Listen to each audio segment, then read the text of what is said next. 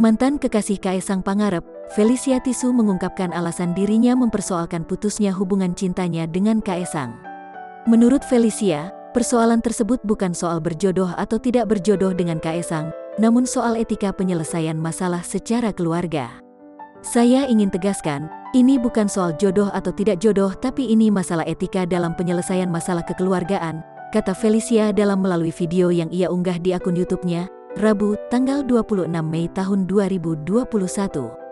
Felicia mengungkapkan, tidak adanya niat baik dari keluarga Jokowi untuk menyelesaikan sikap Kaesang saat memutuskan Felicia membuat Felicia dan keluarga dihujat di media sosial. Hujatan di media sosial itu juga yang membuat dirinya memutuskan untuk berbicara ke publik.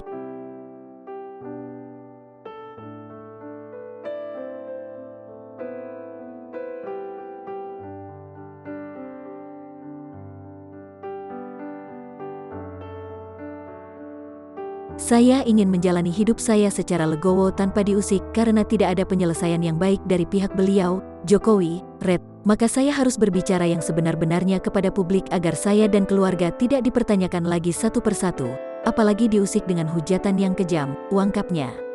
Dalam kesempatan itu, Felicia juga membeberkan bagaimana sikap Kaesang saat tiba-tiba menghilang setelah sebelumnya sempat menyatakan bakal menikahinya. Pada akhir Desember tahun 2020 putra beliau menelepon dan mengatakan secara langsung kepada saya keinginan untuk menikah dan sudah memberitahukannya kepada Bapak Jokowi. Putra beliau pun sudah meminta restu kepada orang tua saya. 2 minggu kemudian putra beliau menghilang dan memblokir seluruh kontak seluler, terang Felicia. Atas sikap Kaesang itu, Felicia bersama keluarga sudah melakukan berbagai cara untuk meminta penjelasan dan apa yang terjadi. Walaupun saya sangat terpukul, saya mentegarkan diri dan mencari cara untuk mengetahui apa yang sebetulnya terjadi. Ku coba untuk menghubungi putra beliau dengan berbagai cara dan juga kepada keluarga Bapak Jokowi. Tapi dengan sesalnya, tidak ada satupun yang merespon dan Ibu Iriana mengganti kontak selulernya, bebernya.